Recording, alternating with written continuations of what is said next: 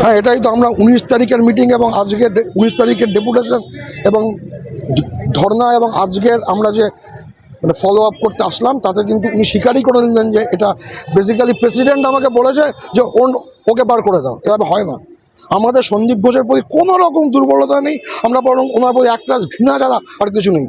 উনি পুরো চিকিৎসক সমাজকে কালিমালিপ্ত করেছে। কিন্তু যে কোনো লোককে একটা পৃথিবী থেকে বার করতে গেলে তার একটা আইনি পদ্ধতি থাকে, যাতে ভবিষ্যতে উনি সেই আইনের ফাঁক গলে আবার না সেখানে ঢুকতে পারে। উনি স্বীকার করে নিলেন যে সেই পদ্ধতি মানা হয়নি। আমাদের মনে হচ্ছে একদম সোজা রাস্তা খুলে রাখা হয়েছে, ভাই তুমি কোর্টে গিয়ে কোর্ট থেকে একটা ইনজাংশন নিয়ে এসে আবার ঢুকে যাও। একদম একদম একদম। তার কারণ ইনি 2016 থেকে রেজিস্ট্রার। উনি কি জানেন না একজনকে ডিবার করার নিয়ম কি? বাংলা হান্টের আরও খবর দেখতে নজর রাখুন। বাংলা খবর মানেই বাংলা হান্ট।